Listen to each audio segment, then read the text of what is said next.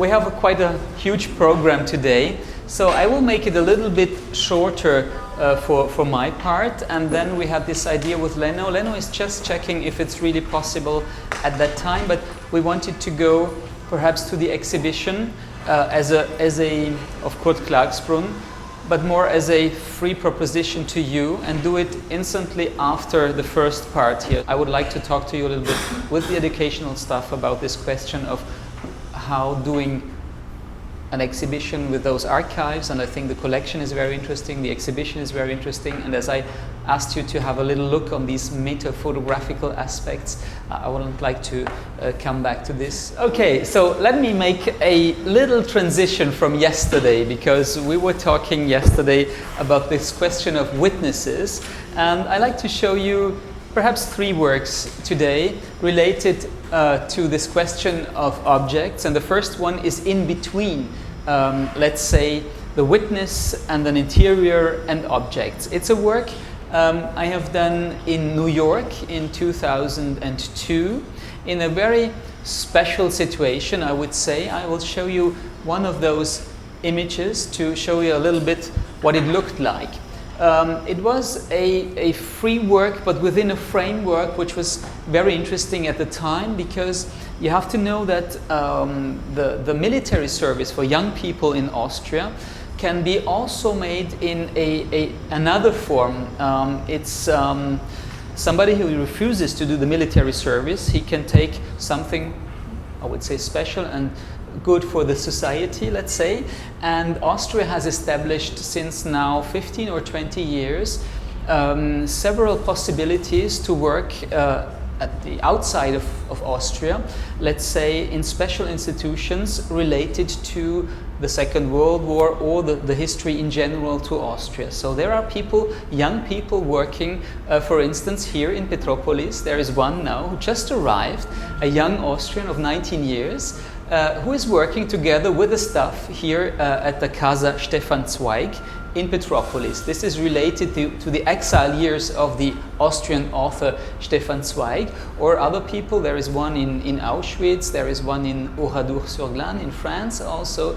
So they are staying for 1 year, and they are working together with these institutions related to historical questions concerning Austria. And there is also the possibility to do this in New York at the Leo Baeck Institute, which is a large institution dealing with archives of witnesses of the past, and they have a very, very important project about witnessing the past, especially witnessing the Austrian past of exile. So these young people, at the time they were 3 or 4, did interviews with former Austrians who had to leave Austria in the 30s and go into exile in the United States, especially in New York, but not only in New York, but in New York. So this was a quite special situation, and you have to imagine those young people interviewing elderly people who are 70 or 80 or 90 years old, and to ask them about a time which corresponds to the biography of the young people, because most of them left at 18, 20, 25, and they are interviewed by a young Austrian putting up questions about his life 50 years ago or 60 years ago. So there is this intergenerational relationship between a young Austrian who interviews an old Austrian who had to leave the country. So this was the framework for this work, and the Jewish Museum in Vienna wanted to have a work on this special aspect together with the Leo Baeck Institute, and I was engaged as a photographer to accompany this project and to prepare this exhibition in Vienna. So I went to New York with this idea to give some images about this project, about the interviews, but also about those people. So the first reflex was to say to me, well, we should have the interiors of these people, because it's very interesting. You will see they have kept many, many things from Vienna or from Austria in general. And on the other hand, we want to have portraits of the people. So these are the two definitions I had. And my proposition was then to use a special camera, which is a panoramic camera, an analog camera, which gives a negative 6 to 12 centimeters, and a special panoramic camera, which scans the space. It's not just a long image, it's really a camera which scans the whole space, and it gives you about 200 degrees of a space. So this is a little bit what you see here. I can show you another picture like this. So my idea was to do this, let's say, fusion of the two things, a portrait and an interior. So the panoramic device was for me one of these possibilities to do both at the same.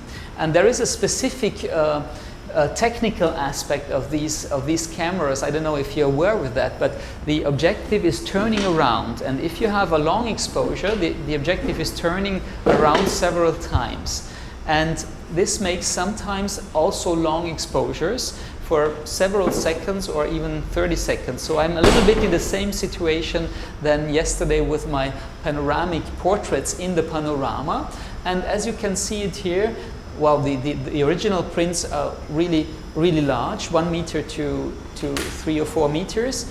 In the projection you can't really see it, but the focus is on the second level. The focus of the image is on the interior of those people. And as you can see in these images, it's very interesting to see how people arrange those objects from their former life. So in fact it's something very, I would say, there is some kind of melancholy in these interiors. As you know, New York, very tiny apartments sometimes, many things in the apartments, and it was really astonishing to see because all those walls were filled up with typical Austrian things, you know, so things that people brought to New York or people bought or had from friends or families.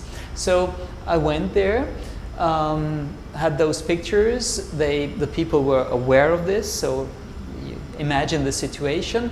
I had to choose a special viewpoint. Sometimes it's frontal, sometimes it's from 3/4 from the corner into the room, and I worked essentially with natural light too, which is giving this higher time of exposure, and sometimes I use the lamps, as you can see here. So I just asked the people to look into the camera, and I'm focusing on the walls, let's say, and not on the things which are on the walls. So this is nice because this is a portrait of this person here, and as you can see, the panorama is opening up this space in a very, let's say, a little bit distortion and a quite strange form also, especially for the vertical line. So it's a kind of superficial image which is giving you more than your normal sight. I talked yesterday in the interviews a little bit to one person about the question of the focal lens. You know, if you have a 50mm lens, this corresponds a little bit to what you can see with your eyes. If you have 200 degrees with a panoramic camera, you have this all-embracing view of one space. So I'm with my camera, let's say here, and I can have everything here. So with this optics, I can have the whole group and the whole interior of this group. But there is some kind of distortion. You can see it especially on the walls here. If you have a closer look to what is going on this wall, you know, you see this distortion.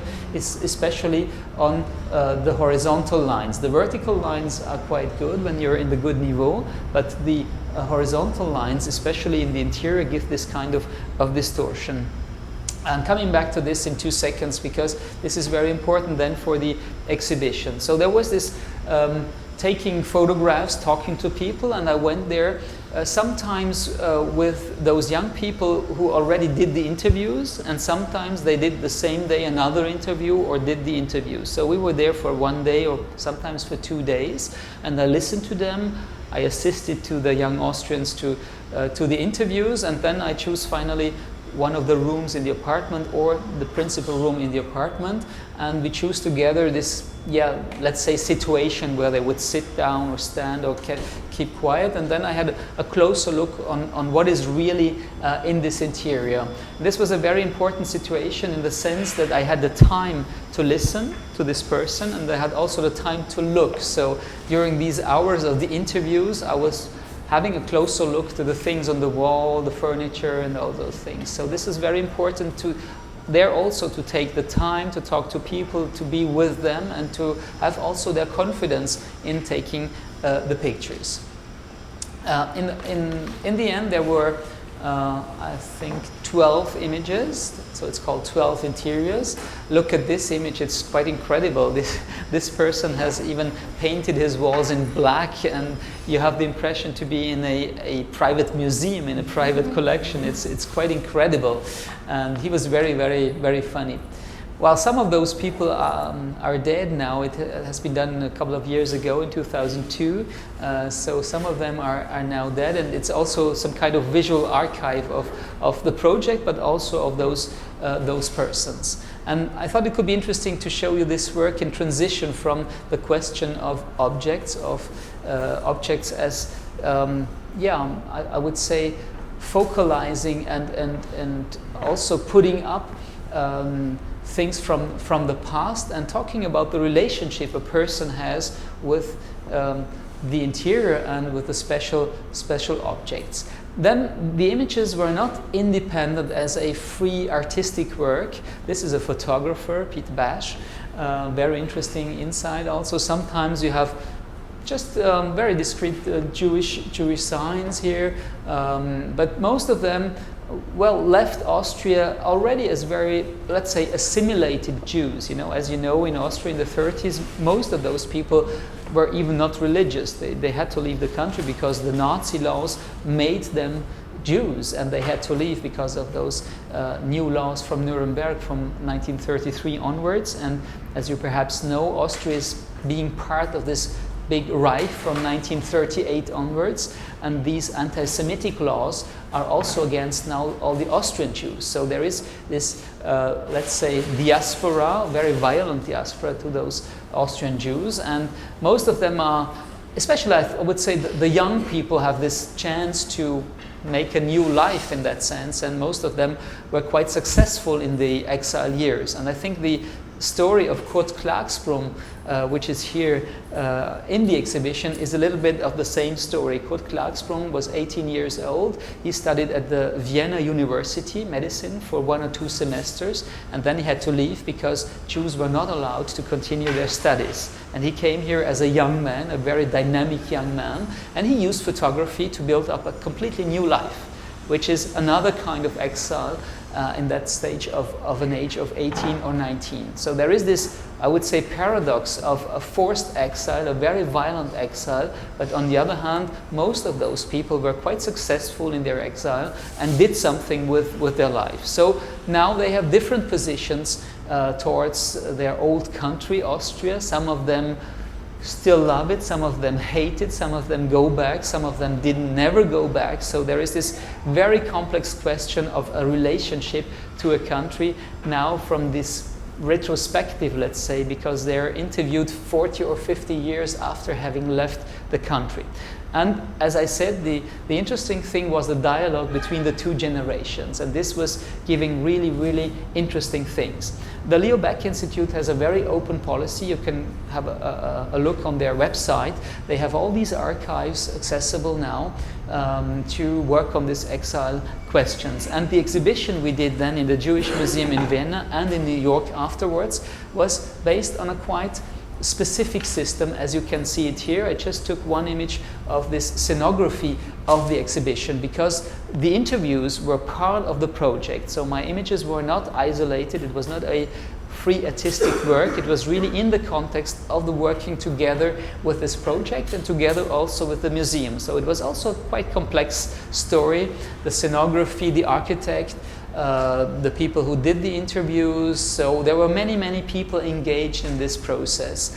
And the idea was to give access to some of those interviews and to combine these still images with the interviews. So we put the visitors of the exhibition in that specific architecture with this let's say canapé where you can sit down, and the sound was here in this little structure, so you could sit down and hear the extracts of the interviews, and then you had a closer look to the images. And we dispatched the images in a quite free form in the exhibition space, so people could sit down, listen to the text and to the interview with this person, and then they had a look on these large prints. I think it was 120 centimeters to almost 4 meters, something like that. So it was really big and very detailed, and this panoramic camera with a huge negative 6 to 12 centimeters was giving a very, very good enlargement with all the details. And as I put the focus on the second level of the image, the person in the foreground is out of focus, but the objects and the walls and all the things on the wall are in focus. Yes. So this work, if you work together with the museum, you already knew where you go the exhibition? Yes, yes. So you think the panoramic and the distortion and even the place that when the people who want to sit and listen Yes. can dialogue with your Yes. conception of the picture. So you think all that. There were indeed, yes, because this is something you have really to take into consideration before. So in fact, it was the architect who was himself 5 years ago one of those young Austrians who did the service. So this was a young architect who was working for the Jewish Museum in Vienna, and he said, I have been at the Leo Baeck Institute, and now we could do an exhibition about this work. So he had himself this experience having done the interviews, and he was a young architect working together with the museum. So he said, let's do something in that sense. So he called me and said, Arno, would you come with me to New York to do the images? And then we developed this structure a little bit together, because I was coming up with this panoramic idea, and I would say, I don't want to have portraits and objects and all this split up. I want to have one image which you can concentrate on. So we developed, this was a process. We thought, okay, and then he said, well, okay, I love this panorama idea. And I said, well, you know, there is this distortion in the image, but we can have it on one image. And then we went together. He was also there when we took the pictures. So this was really a very, very close collaboration. And he was doing the link also with the museum. So he proposed this architectural structure. And then I said to him, well, we have this distortion in the images. And then he said, well, why not redress this and have the other movement on the print? So we printed these images on a paper, we put it on a PVC, and then the architect made this semi-round structure, which made it a little bit closer, and which was quite nice, because as you see it here, you can hear to the interview, and then you have this semi-panoramic image which is enclosing you in that sense. So it was very, very important to put it like this, you know. And this was also, very technically speaking, a means to put the image back into the right right perspective, let's say. So this was really a process working together, and that's the reason why I'm saying it was not a completely free or open work, which I do like, in fact, because I like really this dialogue with architects, with curators, with institutions, and sometimes also the conflicts with the institutions. In this case, there was any conflict. It was just very harmonious, because he did a very good job as an architect, and we worked very, very good together, and the museum was happy about it, so there was no conflict. But I will show you another work where there was indeed a conflict. It was very much more complicated in other cases. But anyhow, I'm working sometimes in a very free way, just my own project, and sometimes I am engaged in a more collective process in a very free form, because I propose things, discuss things, then things can be done or cannot be done.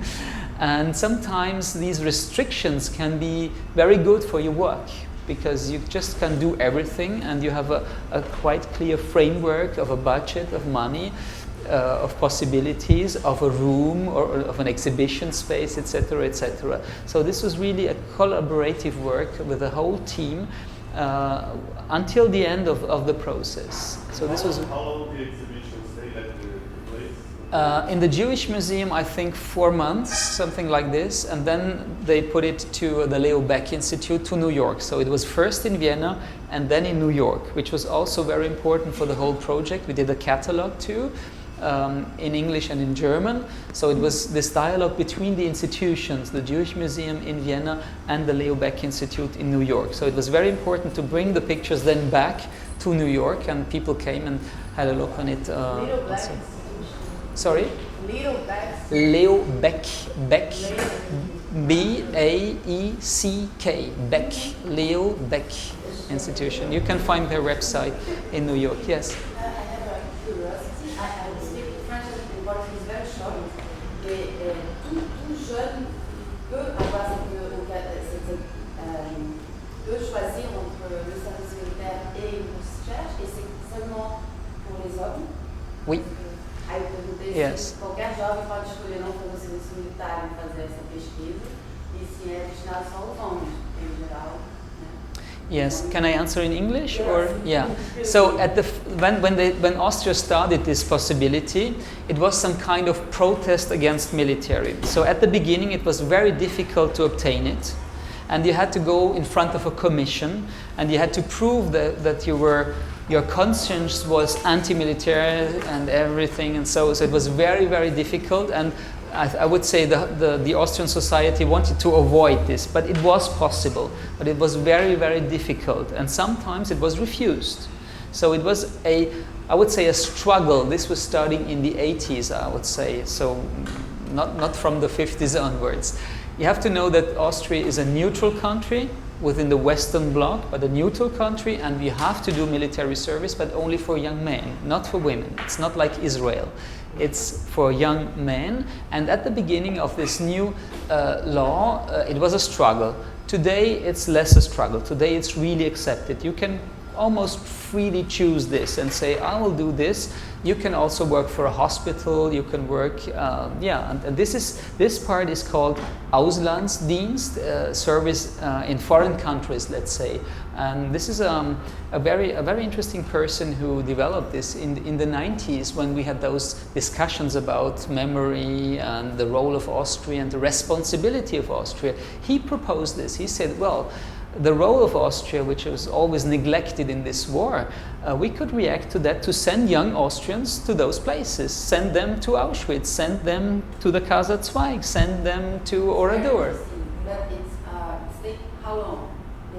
12 months. There is a little punishment because the normal military service is 9 months in Austria, and this is 12 months. But they pay everything, the hotel, the tickets, and some. Yes. I mean, some money to live, but you have a ticket. You can go to New York or to. Yes. Sorry. Just for men. Yes, unfortunately. But the Austrian guy, he just arrived 10 days ago, and I met him in the Kaiserzweig in Petropolis. He's a very nice guy. He has quite a Brazilian look because his father is Pakistani, and when I saw him the first time, he's like a Brazilian with long hair like this. So it's quite astonishing to see an Austrian young boy. But he is very nice, and 19 years old, and they are very well prepared. 1 year before, they know where they go, so they can also choose a little bit. He was from Salzburg, and as you know, perhaps Stefan Zweig was in Salzburg for a very long time, and he left Austria from Salzburg to go first to Great Britain, and then he came to Brazil.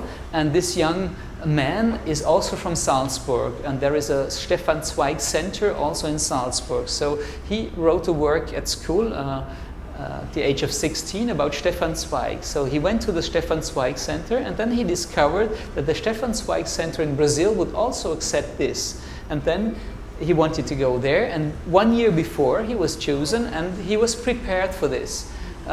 They are very well prepared. There are historians talking about German and Austrian history. They are talking about Stefan Zweig. They are giving lessons about the space where they would work. So the people going to Auschwitz are prepared for Auschwitz. The people going to Brazil are prepared for Brazil. So it's very, very well done, really. And I've been very surprised to see him here, and he just arrived, but he's very motivated, and he will still stay for 12 months here. There was another question. For me, it sounds something marvelous, but you said that most of the young people, they do not like to go inside to this project because it's related to the army or to the navy, something like this. No. Well, they are still a minority. More people, the majority of young Austrians go to the military service.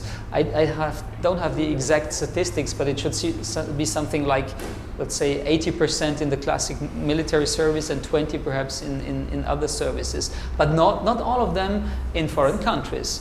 I think the percentage in foreign countries is quite small, so there are just a few possibilities.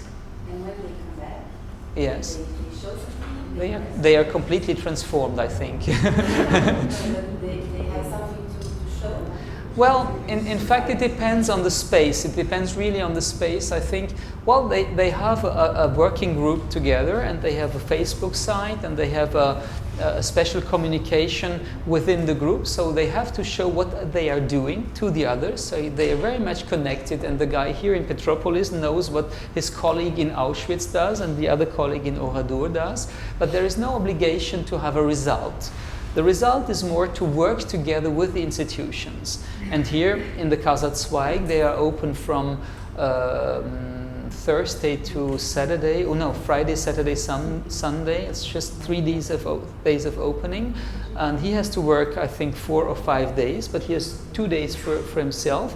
And in the institution, in the Casa Zweig, he is some kind of, relay to visitors, Austrian visitors, but not only German-speaking visitors, and he's working together with the staff. So it's very good for the association, because, well, the Casa Stefan Zweig doesn't have much money, and for them it's just perfect to have another collaborator. He speaks 3 languages, he speaks very well English, German, so he's some kind of guide within the Casa Stefan Zweig. So it's a very, very interesting way of dealing with this. But no obligation of a result in that sense.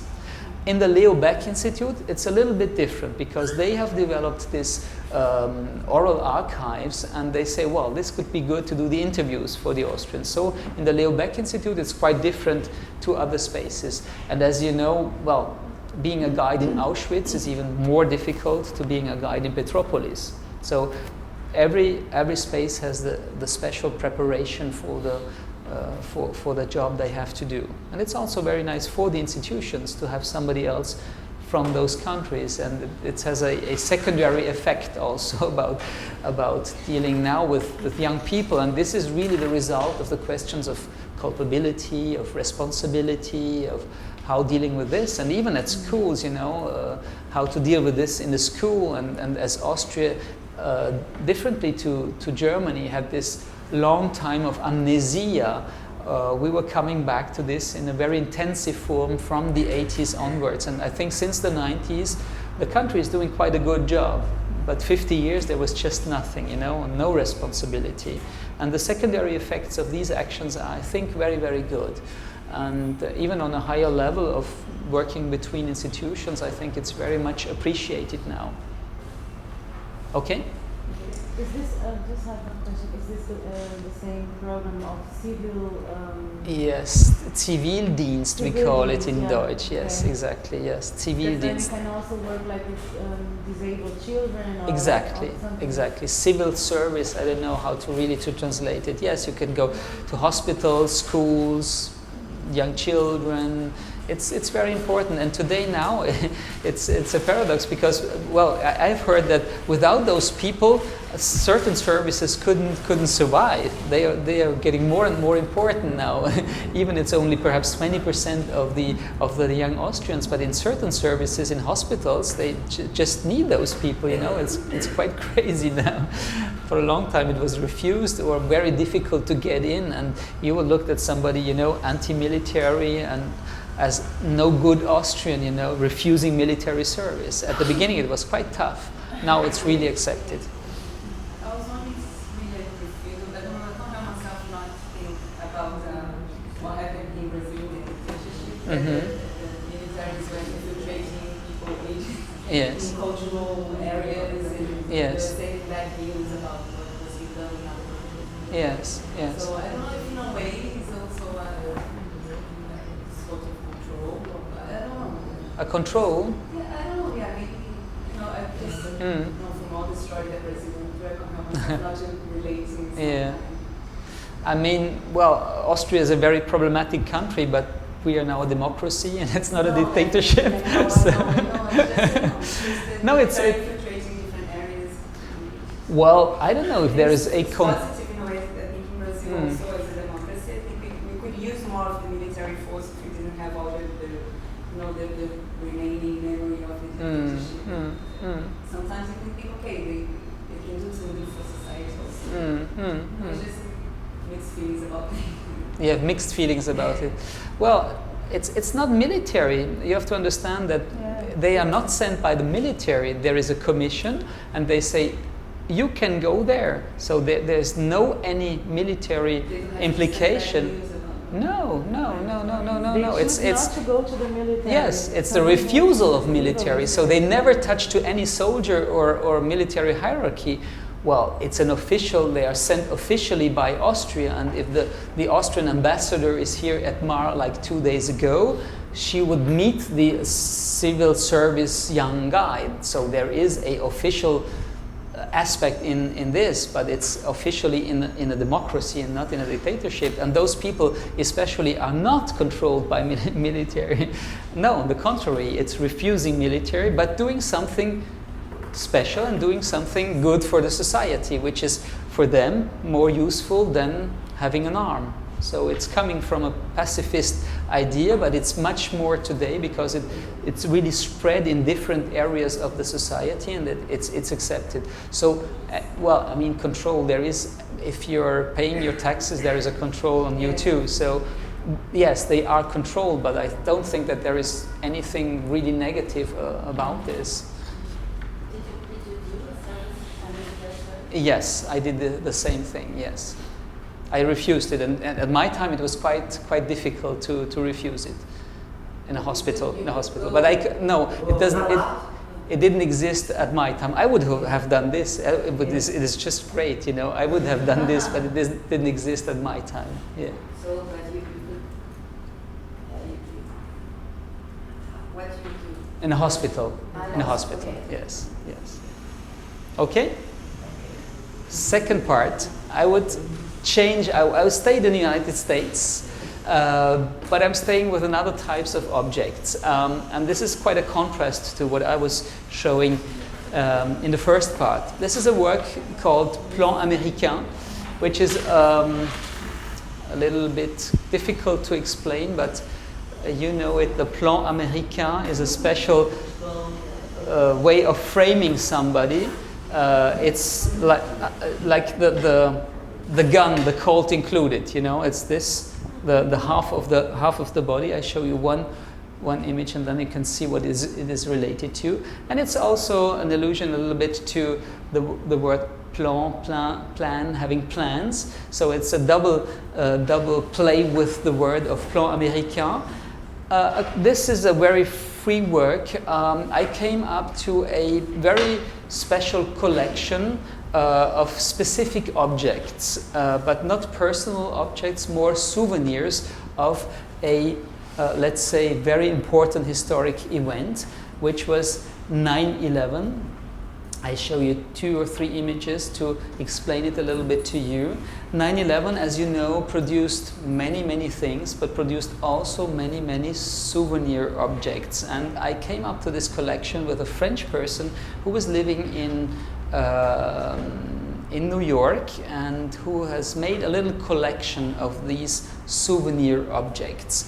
And then I decided to work on this, not really knowing how to deal with it. The first idea was to make images of the objects themselves in a quite neutral way, to put them in a studio, to photograph them. And finally I was quite unsatisfied with this idea. So I had all those objects in my studio, and I didn't really know how to resolve the problem of making images of this. And then I had the idea to stage the objects, to stage them with a person. So I invited a friend of my sister who is living in Austria since 30 years, but who is from New York and who hasn't been in New York during 9/11, so who lived the event, let's say, through the media, being in Austria, but being very attached to the events as a former New York inhabitant. And I didn't say anything to him. I just invited him to my photo studio at the time in Austria, and I showed him these objects. And I tried to gather something of his reactions to these objects. So no preparation. I just put them out of the boxes and gave it to him and say, please look at them, do something with them, and I will take pictures. So he was in the studio in front of a very neutral white background, and he was showing me, looking at and playing with these different objects. And these objects are quite specific. I just choose one example, which is quite incredible, I think, which is this example of the object my actor, let's say, has in hands. I'm sure that you know this image or these images. On the right side, I just come back 1 second to the image. What you see here in his hands is a quite special little object. You see 3 firefighters with the American flag. And as you perhaps know, this little object came out from a photograph. This photograph is here on the right side, one of the icons, let's say, of the event of 9/11 at the time. So this photo was very quickly published, I think 2 days after 9/11 or 1 day even after 9/11. And it was very, very important. As you can see, there were also other objects produced with this image. And there was a very interesting iconographic question in this image. And you can see it, I think, very quickly here with the comparison of those 2 images. On the left side, I think you know all this image. I'm not sure, but perhaps you know it. It's an image of Joe Rosenthal, a photograph of 1945.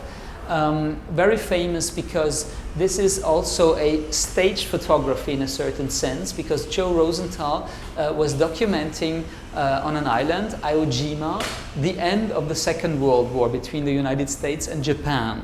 And this is the victorious battle of Iwo Jima, of the American militaries on this island, Iwo Jima. And Joe Rosenthal was there and made pictures of the soldiers. And we know today that he made several pictures, but only one is the most famous one, which is here on the left side. So we know from the souvenirs of Joe Rosenthal that the images he did in the situation were not satisfying. So he was asking some of the soldiers to put a bigger flag into their hands and to really heroically put this flag into the ground that he could photograph it. So it is real in the sense that Joe Rosenthal wasn't in Iwo Jima. Those are real American soldiers, but the photography in itself is staged. He is asking the soldiers with a bigger flag to stage for his photograph.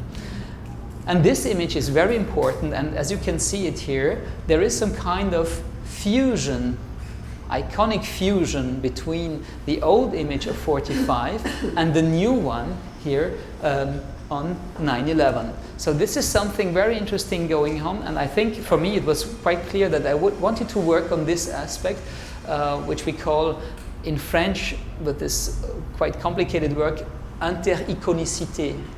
Let's say inter-iconicity. I don't know if this is valuable as a word, but it would say that all the images we are dealing with have images before. There is never one image just without any context and other images before. Or if it would turn it with Warburg, it would say the Nachleben. So all the images have a life after.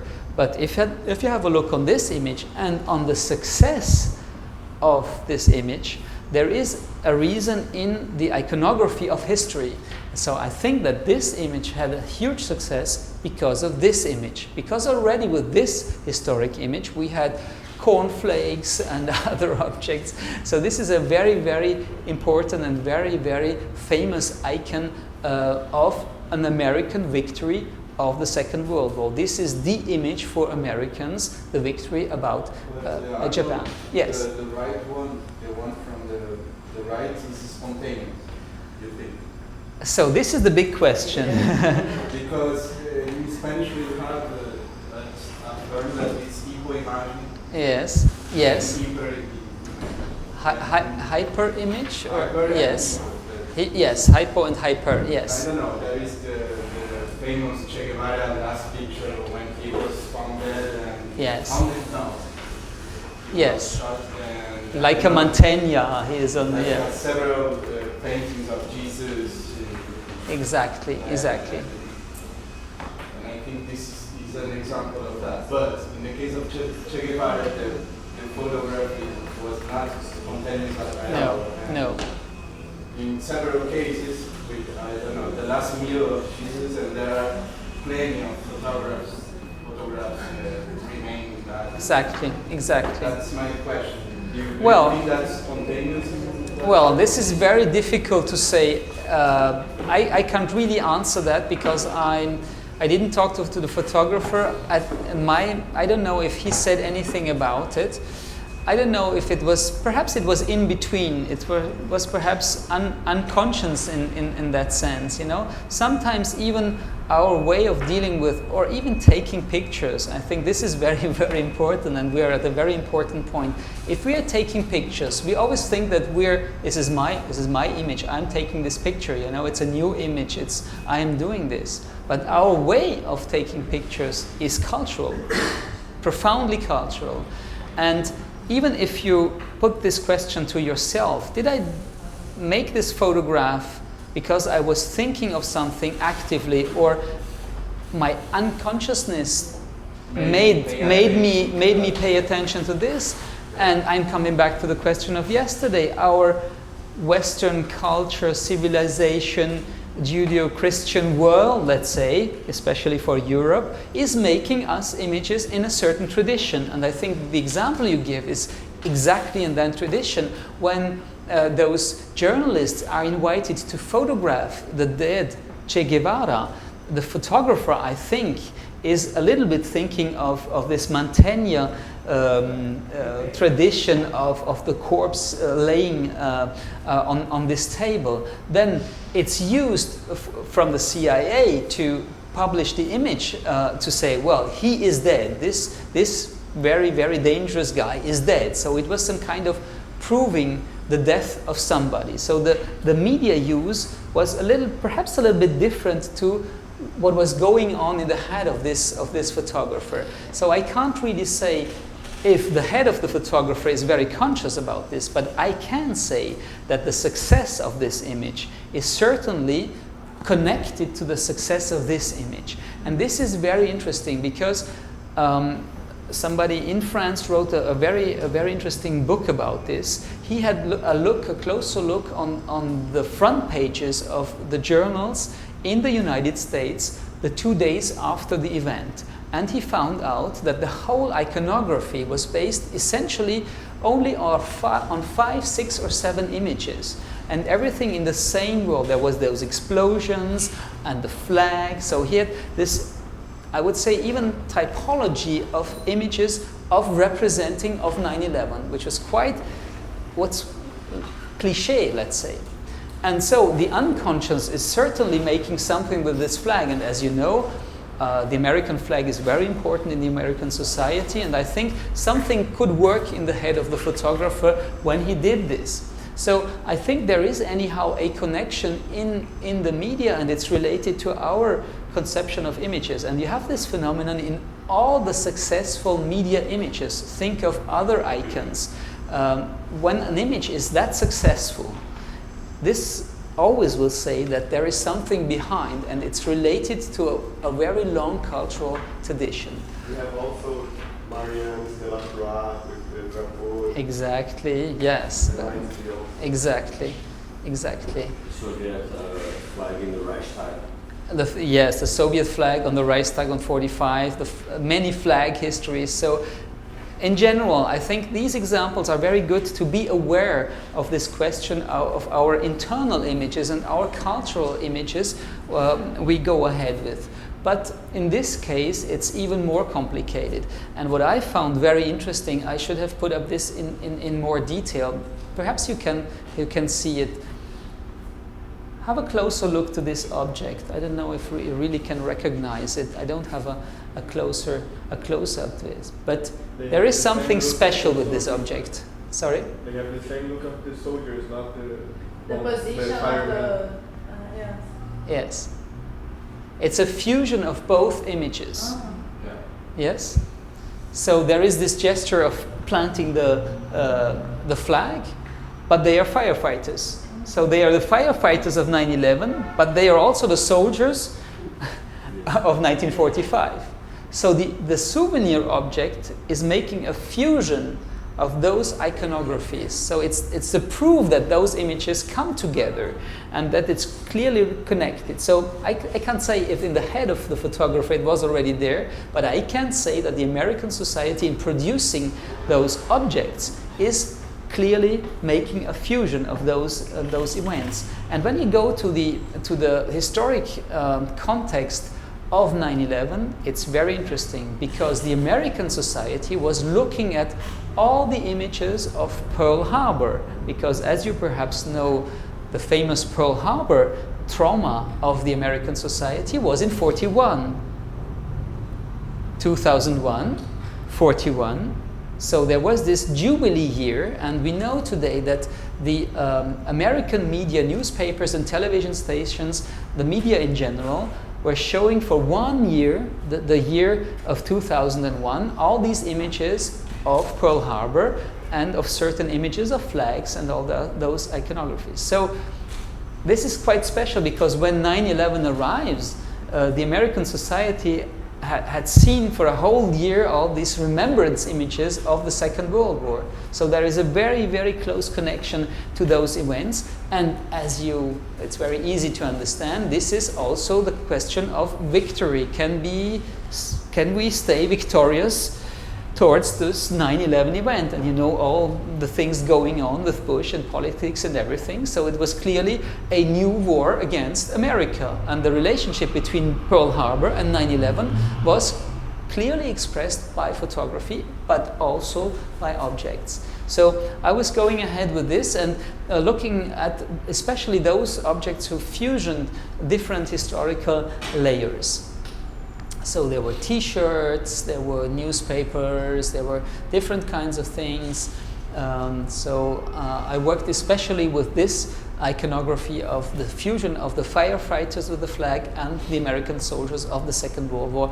And one very, very nice question is the transformation, the physical transformation of this iconography. So there is a photograph of a photojournalist, and there is this stamp on the postcards, you know, and the stamp on the postcard is getting an image with flags and is getting a pillow. So this is this multiple transformation of all those images, which is for me very, very, very interesting, and to see how photography is going into objects, how photography is going into postcards, in all this widespread diffusion of photography. So there is this kind of, as I said the other day, Brechtian way of dealing with this, because I wanted to have this strange feeling of somebody manipulating these objects, also to have a feeling of the proportion, of the size of the objects, and to have a human body to touch them. I didn't want to take this in a very distant, asservate way, like in Justice or like an archaeologist, take this into distance. I wanted to have somebody who would touch them. And it was quite interesting because he was also very astonished about what he was seeing and touching. So sometimes the expressions of astonishment are quite real because he opened this, I gave it to him and I said, "What is this? It's not possible, you know?" So there was this. It's a joke? Yeah, it's a joke. All these objects belong to him, but not. No, it's a collector. It's somebody else who was living in New York for a couple of months and who was astonished about the production of those souvenirs and who bought them. And he told me, "Well, I have a huge collection of those objects." And I said, "Well, can I do something with this? Can I do a photographic work with it?" So the person who touches the objects is not the person who is the owner of the object. This was very important for me. And then I thought, well, this could be interesting. He is from New York, but he's no longer in New York, and he saw 9/11 through the media from Austria. So sometimes he's really fed up with or astonished or laughing. So it's some kind of human comedy also playing with this. So I made, I don't know, 300 images or something like that, or 400 in the studio very quickly with a flashlight, very neutral. And then I was selecting, I don't know, 7 or 8 of those images to enlarge them, and I show you this way of putting them in a series. In this case, I really wanted to have the series to see also the objects. The prints are quite big too. I wanted to have this real size attitude, a little bit bigger even than a human body. So they're a little bit like let's say a monument here. And then you can indeed compare all those objects in this line. This is a little exhibition in the Rencontre in Arles in 2009. So this is a very, very different thing compared to the very personal objects of the interiors. And as you can see, I'm applying much more of a distance also in, let's say, in the photographic treatment, color photographs, but very neutral. And this plan américain is very important because it's the classic way of, this is the final scene in the Western. This is,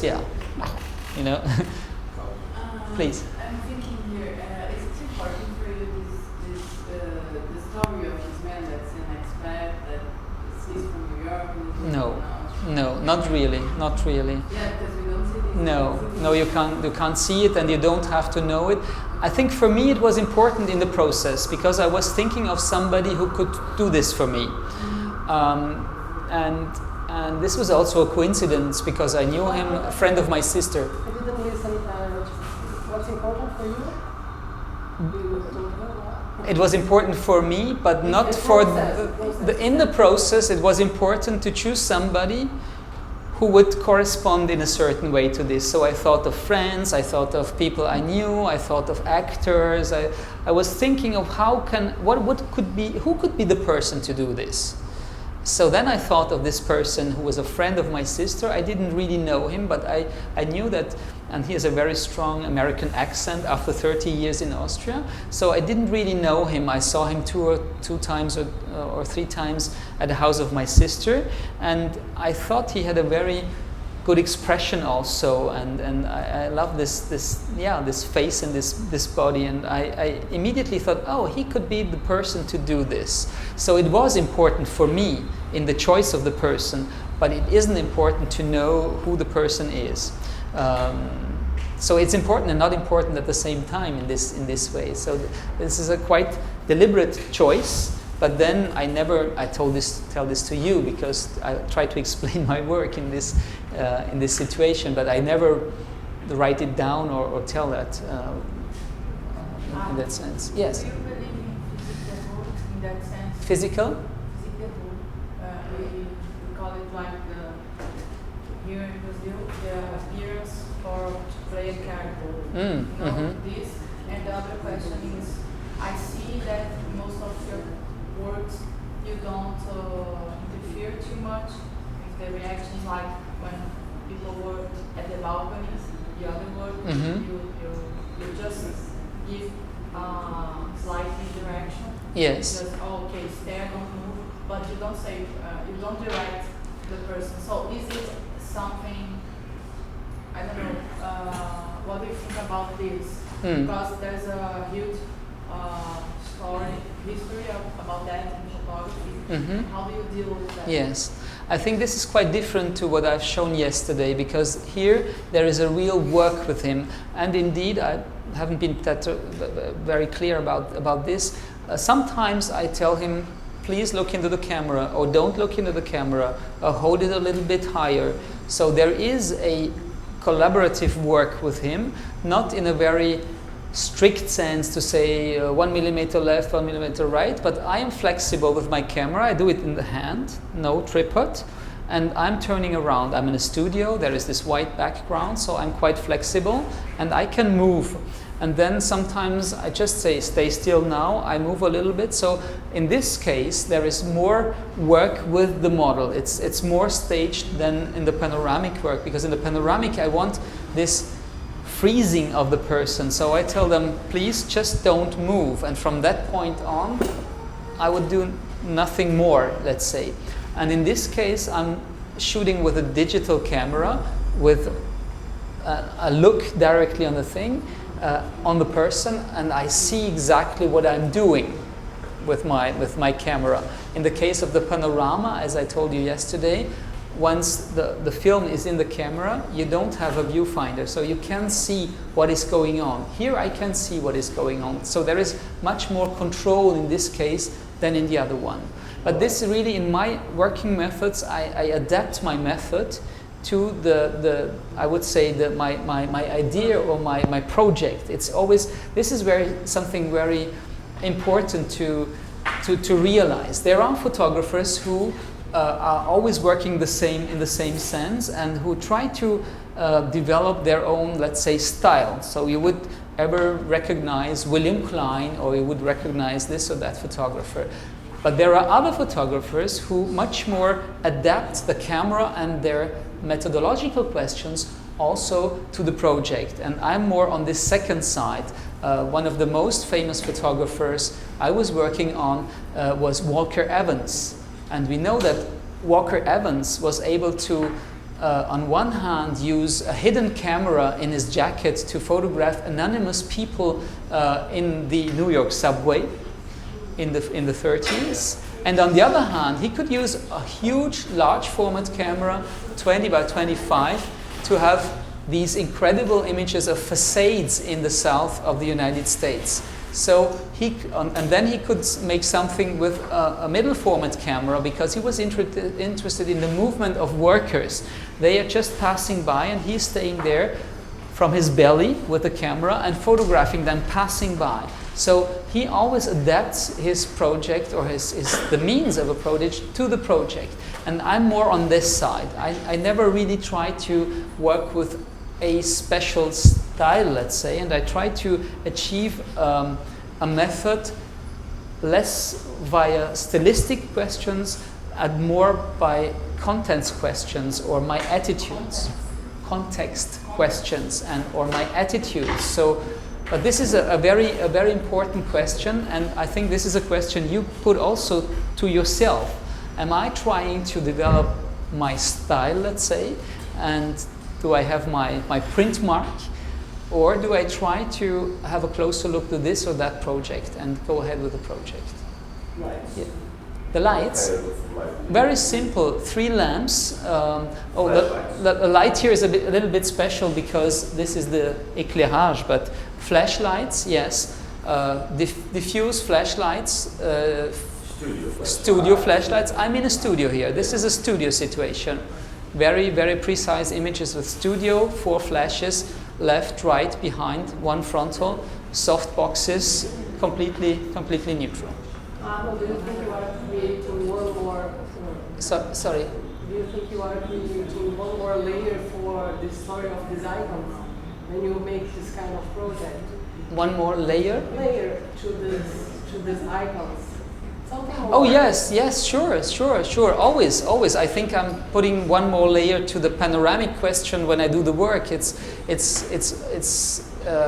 My attitude is not to be completely independent of what I'm photographing. My attitude is more to ask via photography what we are looking at. So this is really important, not to be independent and to say, well, this is Arno's work, but Arno's work is always related to something, I hope so, more general in that sense. So this is my working method. So indeed, I think I'm putting more layers to that, and I want to make people think about what is going on when we are producing those objects, and what are we doing with those objects, why are we buying those objects, and why a society does react in this way to that historic event. It's once again the question, how do we deal with historic events? Sometimes we are making museums, sometimes we are keeping a ruin, sometimes we are making souvenirs.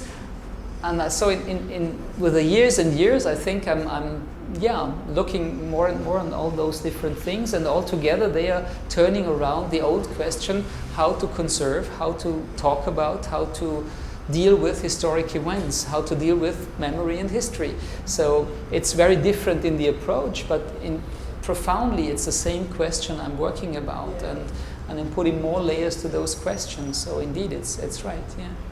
It's interesting because there's kind of a before and after way of dealing with objects, because in the previous projects, in the apartments, etc., it seems to me that those objects were like produced before the event, let's say, like this. And Exactly. those were made after the event. And of course, we know that the United States is like the king of producing garbage, and there's explicit, ironic, and kind of ridiculization of the society, right? You can read that as one of the lectures. Yes. For sure. Yes. And I wonder if in Austria you have those kinds of production as well, the products before the events, and if you were interested in to investigate those objects as well, and if this exhibition was also exposed in the United States, and what was the reaction of the society? It has never been exposed in the United States, unfortunately. It hasn't been exposed so much, I think only 2 times. Never in the United States. And the question for Austria, I don't have an example where, well, we have these nostalgic things like in all the countries, you find the magnets and you find those things, but it's more about Sissi and Kaiser Franz Josef and the other, Mozart, yes, Mozart Kugel and all these things.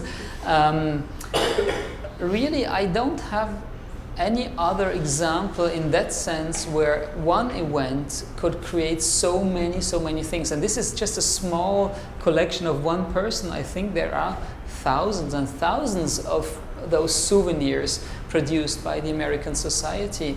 So it was on one hand quite special, and as you say, the American society is in that sense very extreme, and the trauma was so extreme, I think. And you know, all these reactions, this is the first time that the United States were attacked directly in the United States after Pearl Harbor. So you imagine the trauma of this society, and you know, the reaction now with the monument and everything is very extreme. So for me it was indeed a very extreme way of reacting to that. And there is, you're right, some kind of, let's say, irony in this, in this, but it's not a ridiculous irony, I hope, because I think we are all little Americans in our Western civilization. And what I'm seeing here, when I'm seeing McDonald's here or other things, as I see them in Europe, and in a certain way, our way of living after 45 is a product of the victory of the United States in the Second World War. And don't we imitate in a certain way this way of life, this capitalism, all these things? So it's perhaps the most extreme form, but in one sense, I mean, Austria or Europe in general is very much connected to this culture, and after 45 there was this huge influence until today, and we are all Coca-Cola societies, especially in Europe, and Europe has to find its way to, one hand we know there is the NATO, and there is this friendship, and there is close relationship, and on the other hand, especially in France, it's quite different to other countries, Germany or Austria, but in France there is this autonomous situation, and we have also the atomic bomb, and France quit the NATO, went in again with Sarkozy, but there was this distance of an independent policy, so France for a long time would think after 45 that they could play a very important role, which is quite ridiculous today because it's a small country. But anyhow, in France, these anti-American feelings are more present than in other countries in Europe. But anyhow, I think the United States is extreme, but it shows us the extreme case of things, and the way the society reacted to a historic event was very, very extreme in all the senses. So I can't really compare it to Austria in that sense. Even to other events, I don't know if there is something comparable. It's a question, something comparable where a society is in that sense traumatized. One of the democratic countries attacked like this, you know, and developing this legislation and the war against terrorism and all those things. I think it's quite unique, and there is a before and an after 9/11 in the Western civilization. Many of the things we are living now are a direct result of 9/11. So when I go to Yugoslavia, this is also the question, what did Yugoslavia with us? And this is also a little bit the question, what did 9/11 or does 9/11 with us? And for me, the way to talk about this was this incredible production of souvenirs, which is a little bit strange. But anyhow, we are all buying souvenirs, and I'm buying souvenirs here in Brazil too. So where is the limit? Where is this ethical question? What are we doing with this? It's more, once again, this is my work, it's more opening a question than giving you an answer. Okay? Can I quickly show you the third work, which is very complex, and I showed it for those people who were here last Saturday. I don't know who of you were here. Yes, perhaps 2 or 3 persons, so sorry for that.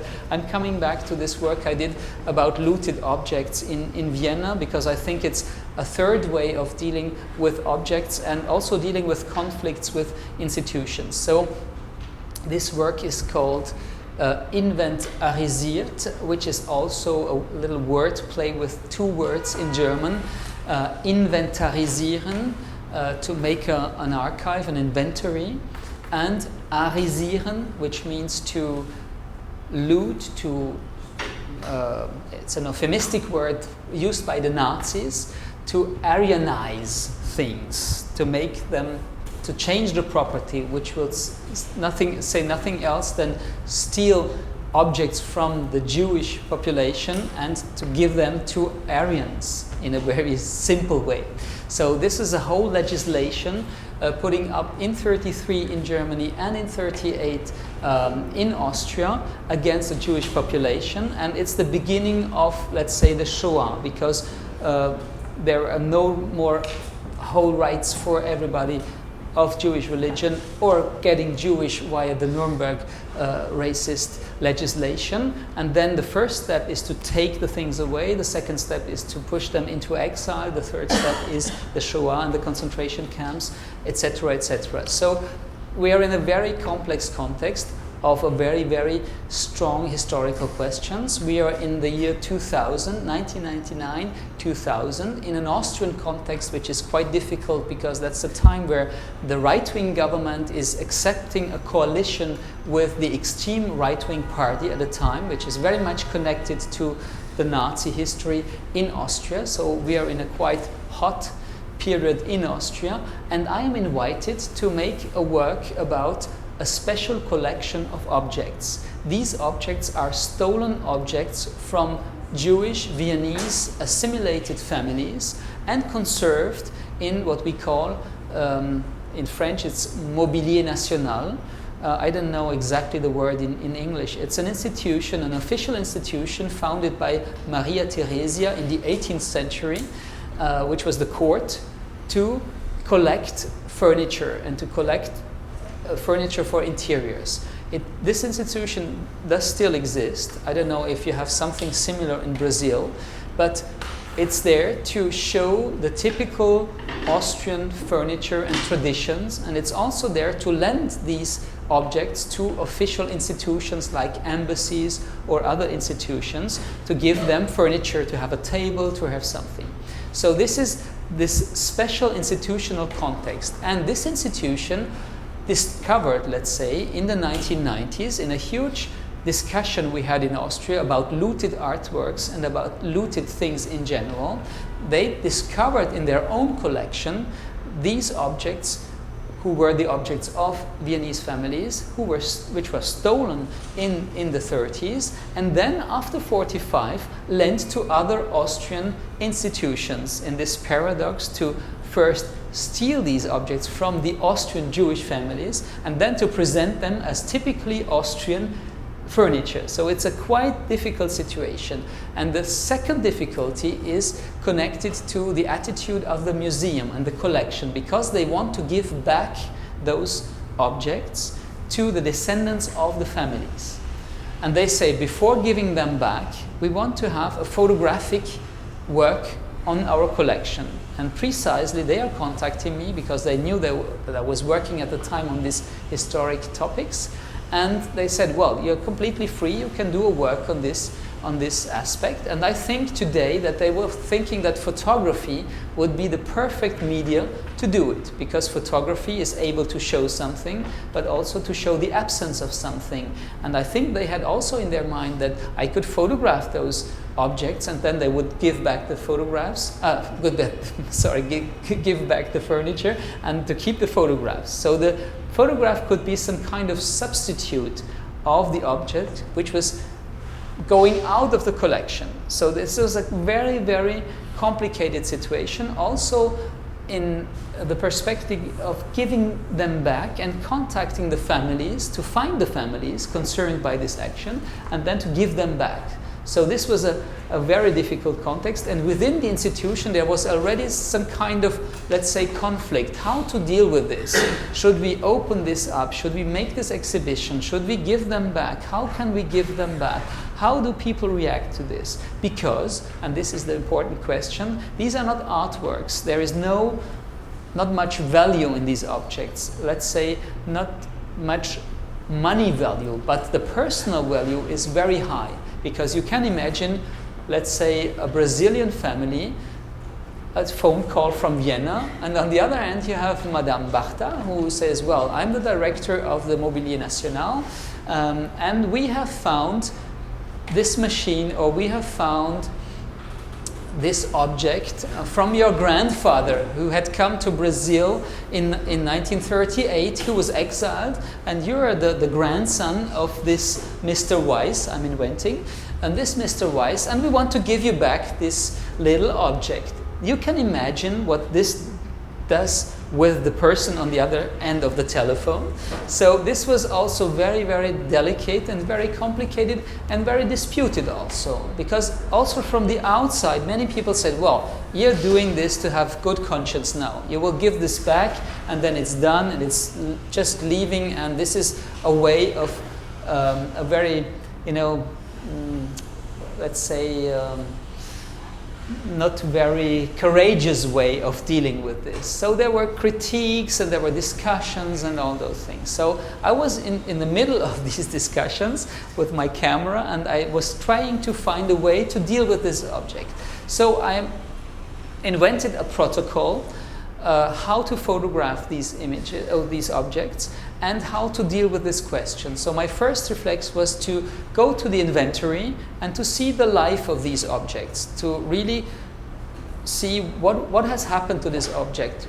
Where does it come from? What family had the possession of this object, and what did they do with it after 45? So I worked with a historian who did an enormous work about this and who analyzed the whole inventory of all those objects. And finally we have chosen 8 families, and all the objects of 8 families concerned by this looted objects action of the Austrian Nazis. And I decided to give this information within the image. So I come back to text, language, and images, and when I took the picture, I already knew that I would reserve this zone on this ground floor for the inscription of the inventory number, and also 1 or 2 sentences about the destiny of this object after 45, so the life of this object after 45.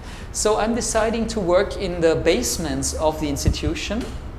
There is this wonderful gray ground floor where you have many traces of objects and furniture. There are many traces on the floor, and I had this wall painted in gray, and I tried to make, let's say, portraits of this object. So I asked to bring these objects from the archives to that special place in the basements of the institutions, and I photographed them like a catalog with 2 flashes, diffusion light, once again, very simple, right, left, 45 degrees, and I'm in front of the wall and I'm in front of the object. So I decide with a certain liberty to put this object in front of the camera and, to make this, let's say, portrait of the object. I'm using a camera with a fixed lens and a fixed objective, and when the object is bigger, I have to remove and I have to go back, and when the object is more little, I have to go closer to the object. So this gives different distances to the object, and on my camera I always control to have this wall here free and also this zone here free, because I know already that I will put this text into the image. So another example is this chair, which has been lent to the institution of contemporary history of the University of Vienna after 1945, between 66 and 78. And as you can see, these objects are not really high-value objects, but if the family is getting in touch with the souvenir of these objects, it is very highly charged in an emotional sense and in other senses too. So there was this work about the object itself and also about the inscription of the destiny of the object. But very quickly I realized with the inventory and with the analysis of my historian colleague that many of these objects had disappeared, were lacking. And how to deal with this? So my decision was to make this final installation and to also use this gray space with the word of the absent object. So in the case where the object was lacking, I decided to put just the name of the list of the Nazi looters into this gray space. So you have always the same space with different distances to the wall. Sometimes you have the object when it's there. Sometimes when it's no longer there in the collection, you have just the word describing it. And then you have a third element, which is on this side here. These are lists of other objects looted in the same apartment, but which were not going to the collection of the national furniture. For instance, books who went to the National Library, or other little things who were just stolen or given to neighbors or given to Nazi institutions, etc., etc. So you have to imagine this situation that somebody has to flee Vienna. They have disappeared from the apartment, and the Nazi looters go into the apartment making huge lists of everything. So this is a projector, a table, a computer, a notebook, etc., etc., etc. And then you have a huge list of everything, of the whole possession of this family. And then you say, well, what were you doing with these books? Well, this is a book. This is not good for the national furniture, so we'll give it to the National Library. But if you have this table, it's perhaps good to represent Austria as a typically Austrian table. So there is this diffusion of all those objects within the different institutions. And my work is made to reconstruct in a certain way all the things which belonged to this one family. So in the end, I made a kind of installation, let's say, with 645 little prints, 20 to 25 centimeters, which are arranged in a very systematic form. You have all the belongings of one family together in the chronology of the inventory, but then you have the next family. There is one family belongings here, then you have this space. At the end you have always the list of the other objects, and then there is a new family here. So I have decided to, on one hand, have this separation between the personal belongings. This is really the important aspect about what was belonging to one family. But on the other hand, I tried to work also about the institutional question of how the institution is dealing with these objects, because for the institution, it's, let's say, all the same. They are all on the same level. So I tried to create one image, and it's really one image. It's not 645 images, it's one image, which for me should represent this way of looting. And as you can see here, these effects of staircase, let's say, this is an effect of the distance to the object.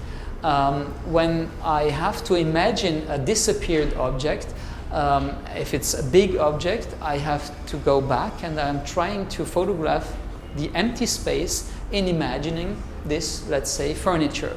If the object via this word is very tiny, I go closer, and I have also, once again, a empty space, but without anything in it. So this gives this different types of distance to the actual wall. So this system of, let's say, installation gives me the possibility to rearrange it to the special space. So these are two different exhibitions in France, and yeah, it's depending on what I have as an exhibition space, it's depending on the walls.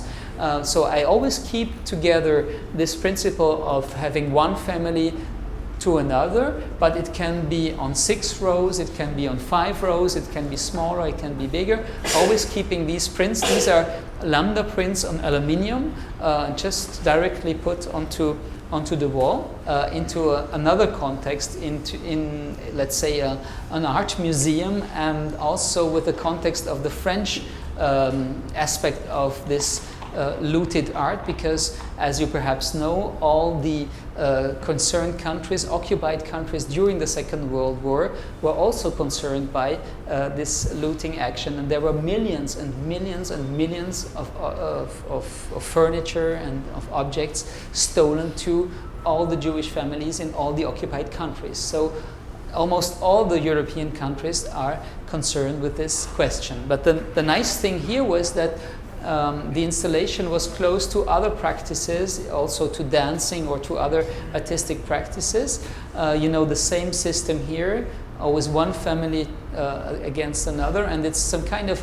let's say, puzzle with color, but with a very dominant aspect of gray, because this decision was first very clear for me to say I'll do this with a gray space. But then in the end, there were so many objects lacking that finally my first intuition was to have this colored wall, and finally it was a gray wall, which is expressing more the absence of things than the presence of things. So it's more a gray wall with some, let's say, parts in color.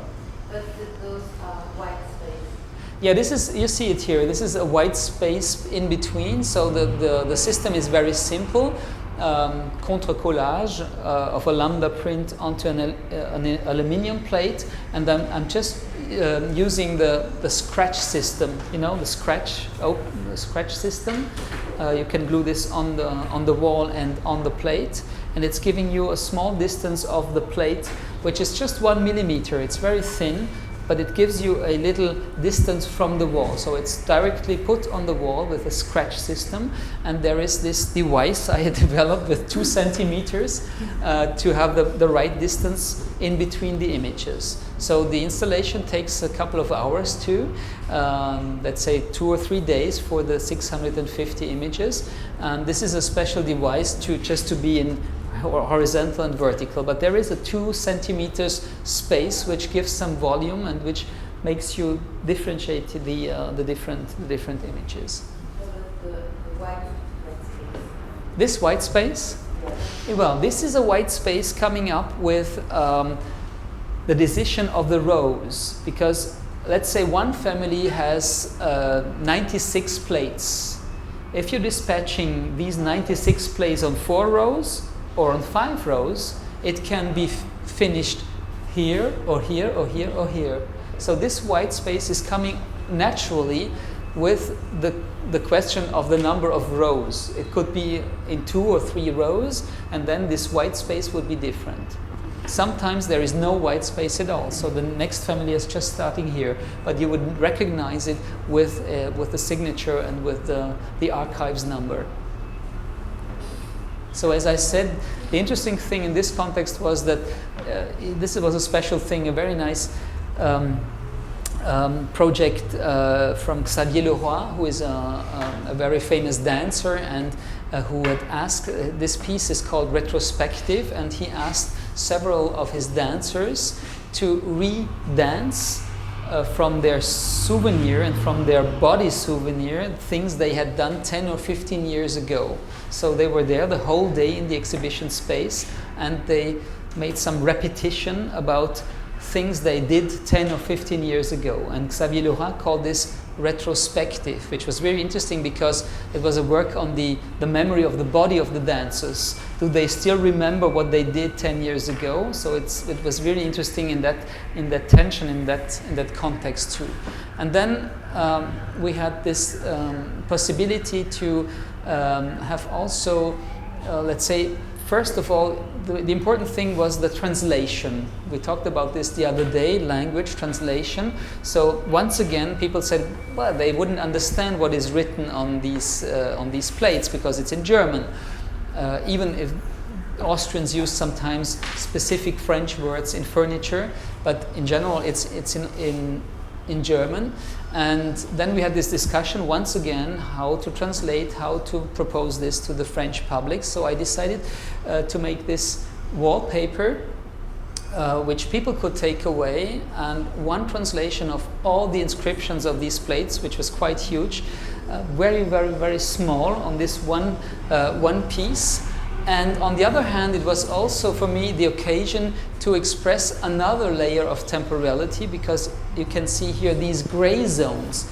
These gray zones are the objects that I have photographed in 2000, but the objects have been given back to the families afterwards and are now not longer in the institution. So this gray zone is marking all the objects I have photographed, but which have been dispatched into the families or elsewhere when the families wouldn't accept those objects. So in that sense, this is done in 2014, and it was my commentary with a translation into French, but also to say now in 2014, this work is not exactly the same, and the status of the objects is not exactly the same, because I have really photographed them in 2000 in front of this grey wall in Austria, in the basements of the institution, but now they are no longer there. So there is this double disappearance of those objects. And the last thing, just to finish,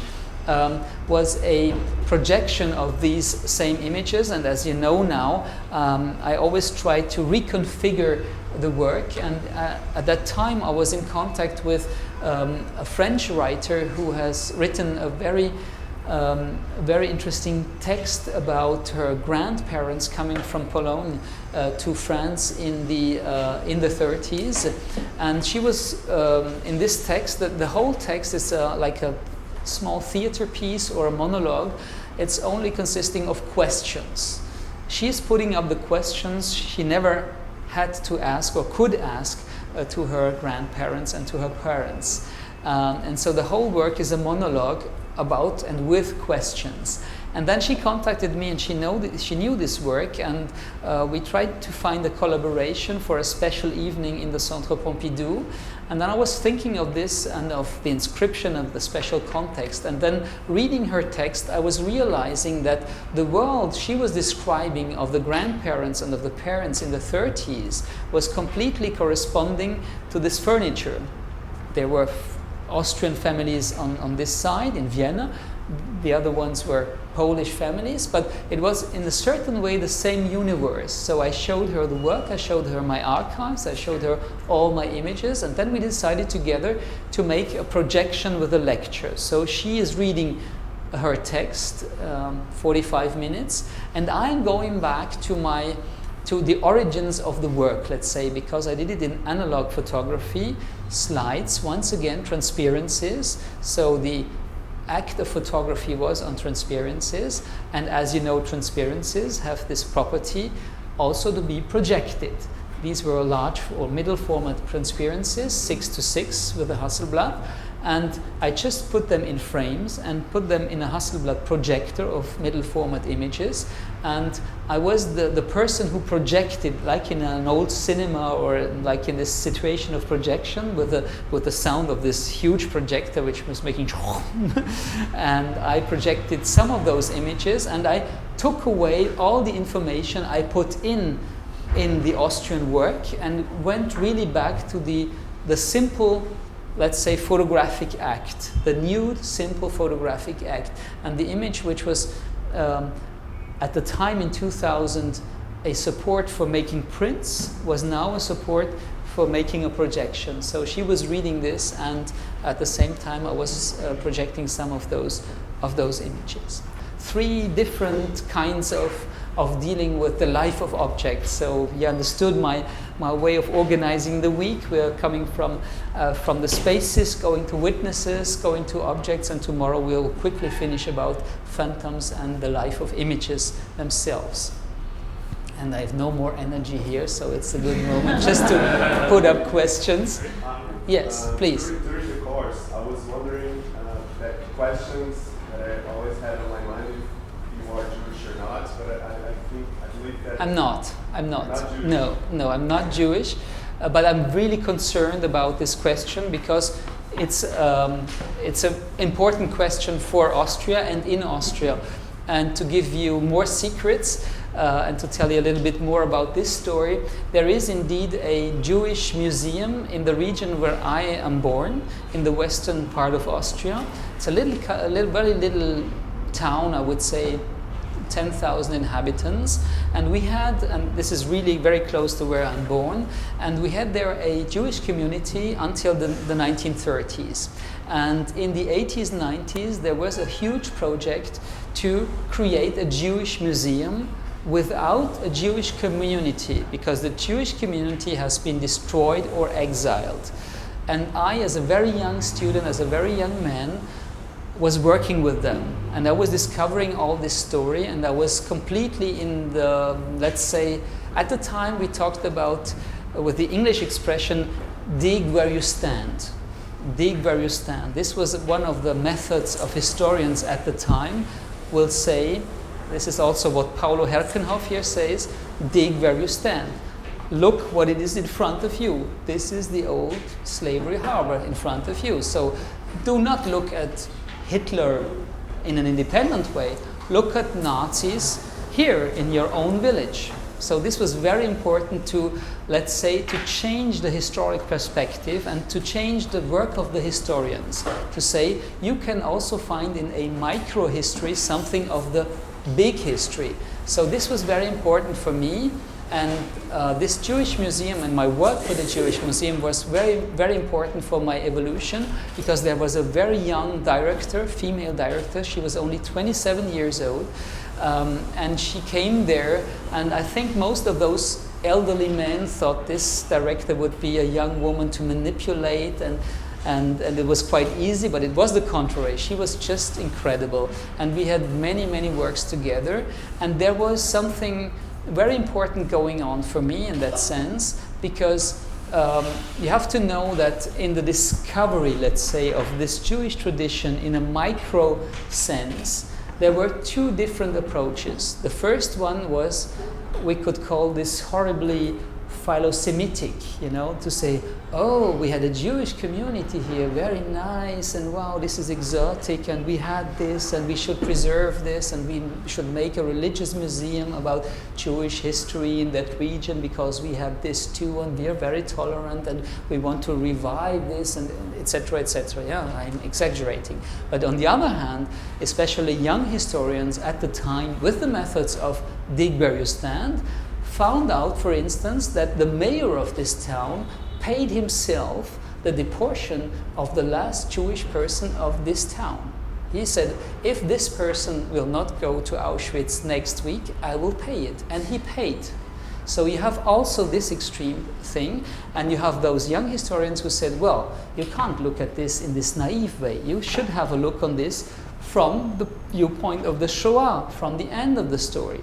So there was a huge conflict at the beginning of this museum from people who wanted to have a small, let's say, religious, exotic Jewish museum, no longer any Jewish community in the town, and the others who said, no, you should count the Holocaust here. This is the concrete Holocaust. This woman was 78 years old. She was in this house, and this house, you want to transform it in a museum. So if you want to transform this in a museum, you have to talk about the story of this woman, because the mayor made her deported to Theresienstadt. So there was this conflict, how to deal with this micro history, and I was very much implicated in this. So this is one element to say why I think that the Jewish history in that special sense and in the Austrian history was so important.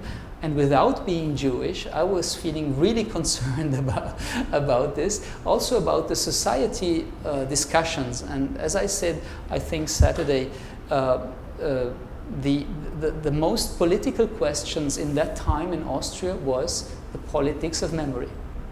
It's not exactly the same today, but in the 80s and 90s, this was the question to have. And if you were a little bit politicized in a very general sense, you had to deal with the history of the country. It was so evident, it was very evident in literature, in theater, in the arts in general, young historians. So there was this huge movement of 50 years of amnesia. We tried to compensate in a certain way, but already there was a conflict and a dispute about the way how we should preserve it. Should we preserve this in an exotic way? We talked about this yesterday. How can we deal here with slavery? Do we transform all this in museums to canalize it? Or do we find other forms, more conflictual forms or more, let's say, open forms to deal with these topics, not to close it into a museum or into a monument, but to open it as a society question. So my answer is, I think, very clear. It's not coming from an identity problem, I think, in my work. It's more of a question of being concerned with a question. So it's not militant in that sense. It's not good. It's not defending something, it's having a closer look to, also to, let's say, to the majority society, because finally, to tell the story of this museum, it has become a very important, a very good museum, because finally the decision was made to make a museum which is talking more about conflicts about the majority society and the minority, and not also about, or only about religious aspects or these exotic aspects. So today it's a world-famous museum with a director from Frankfurt, from Germany, very, very tiny and very specific and very local, but really famous outside. And the work of the museum has been very, very important the last years, because they have been working on the diaspora. They said, okay, we don't have a Jewish community, but there are indeed many, many people outside in the world who are connected in a certain way to this story. And the famous Stefan Zweig had his grandmother who was born in Hohenems. So this is also the reason why I'm very interested in Stefan Zweig. So there is a very, very personal connection to that. So some of the most famous people, they went to Vienna then afterwards, because Vienna was a bigger city, but many people of this period at the end of the 19th century had their relationship to this little town which is called Hohenems.